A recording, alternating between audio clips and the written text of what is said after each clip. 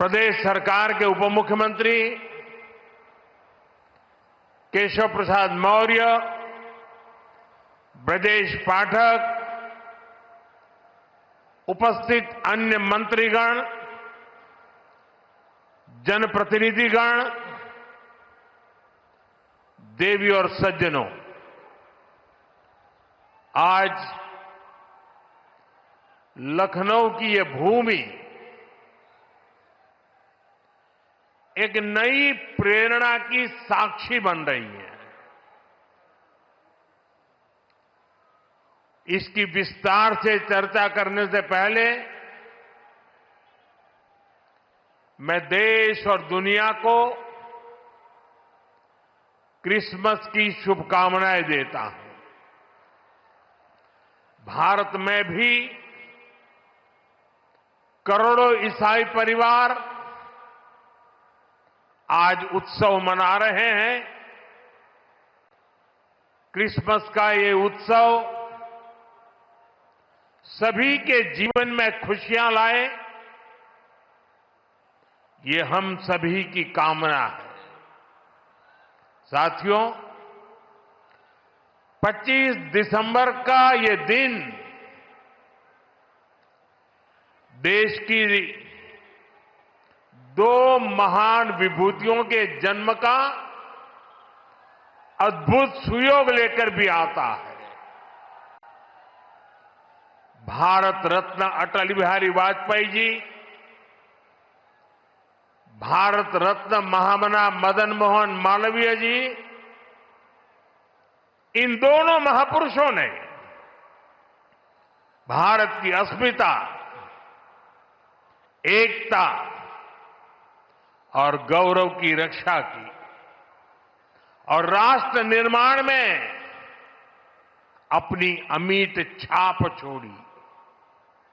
साथियों, आज 25 दिसंबर को ही महाराजा बिजली पासी जी की भी जन्म जयंती है। लखनऊ का प्रसिद्ध बिजली पासी किला यहां से अधिक दूर नहीं है। महाराजा बिजली पासी ने वीरता, सुशासन और समावेश की जो विरासत छोड़ी, उसको हमारे पासी समाज ने गौरव के साथ आगे बढ़ाया है। ये भी संयोग ही है कि अटल जी ने ही वर्ष 2000 में महाराजा बिजली पासी के सम्मान में डाक टिकट जारी किया था। साथियों, आज इस पावन दिन मैं महामना मालवीय जी, अटल जी और महाराजा बिजली पासी को श्रद्धापूर्वक नमन करता हूं, उनका वंदन करता हूं। साथियों, थोड़ी देर पहले मुझे यहां राष्ट्र प्रेरणा स्थल का लोकार्पण करने का सौभाग्य मिला है। ये राष्ट्र प्रेरणा स्थल उस सोच का प्रतीक है जिसने भारत को आत्मसम्मान, एकता और सेवा का मार्ग दिखाया है। डॉक्टर श्यामा प्रसाद मुखर्जी, पंडित दीनदयाल उपाध्याय जी और अटल बिहारी वाजपेयी जी, इनकी विशाल प्रतिमाएं जितनी ऊंची है, इनसे मिलने वाली प्रेरणाएं उससे भी अधिक बुलंद है। अटल जी ने लिखा था, नीरवता से मुखरित मधुबन, परहित अर्पित अपना तन मन,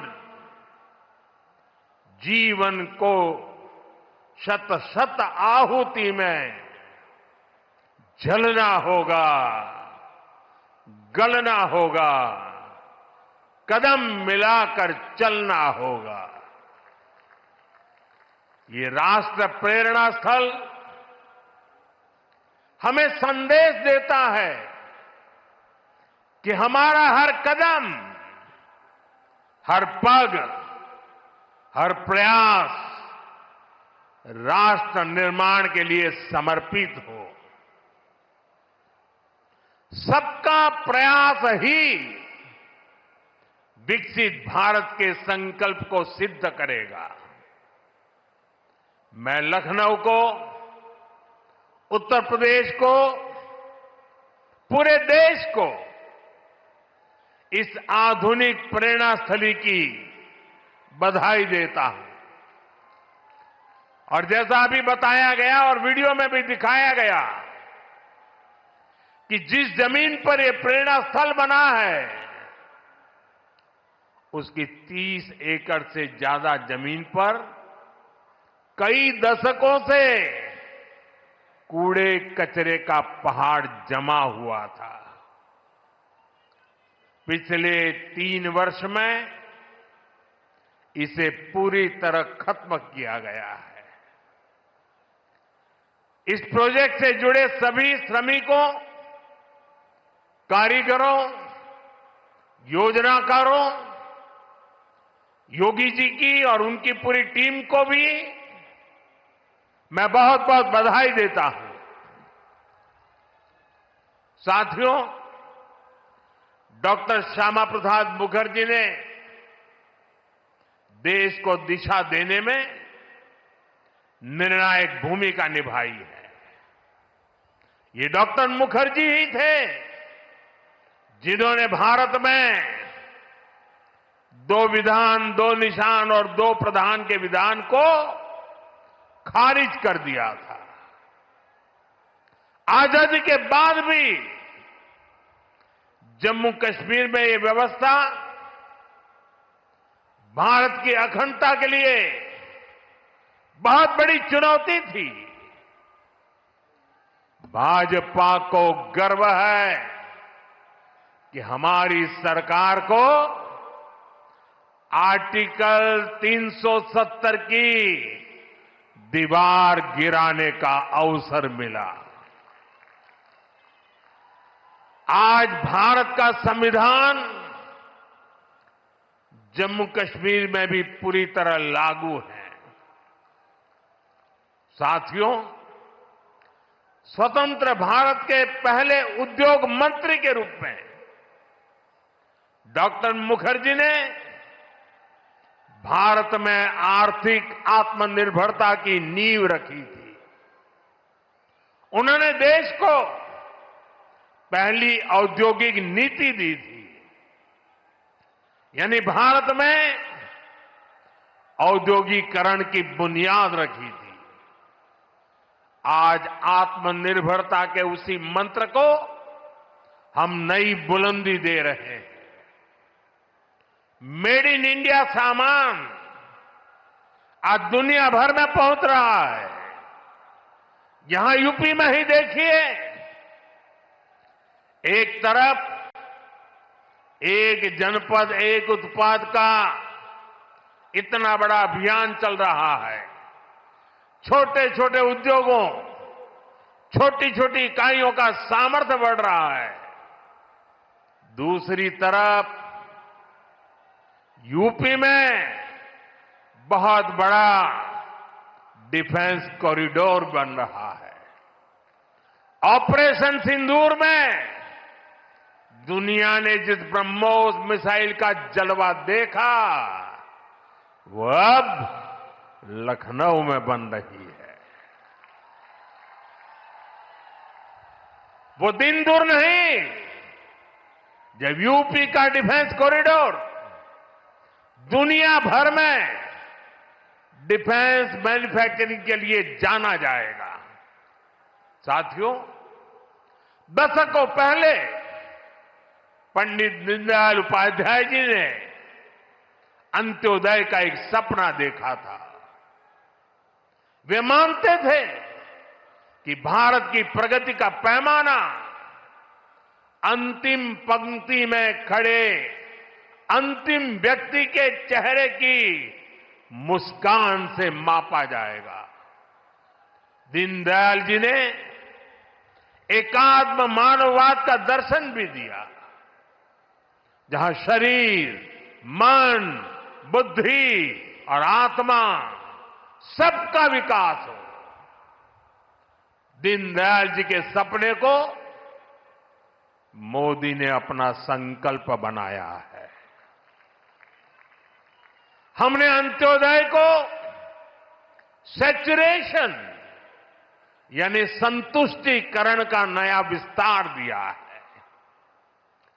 सैचुरेशन यानी हर जरूरतमंद, हर लाभार्थी को सरकार की कल्याणकारी योजनाओं के दायरे में लाने का प्रयास। जब सैचुरेशन की भावना होती है तो भेदभाव नहीं होता, और यही तो सुशासन है, यही सच्चा सामाजिक न्याय है, यही सच्चा सेकुलरिज्म है। आज जब देश के करोड़ों नागरिकों को बिना भेदभाव पहली बार पक्का घर, शौचालय, नल से जल, बिजली और गैस कनेक्शन मिल रहा है, करोड़ों लोगों को पहली बार मुफ्त अनाज और मुफ्त इलाज मिल रहा है, पंक्ति में खड़े अंतिम व्यक्ति तक पहुंचने का प्रयास हो रहा है, तो पंडित दीनदयाल जी के विजन के साथ न्याय हो रहा है। साथियों, बीते दशक में करोड़ों भारतीयों ने गरीबी को परास्त किया है।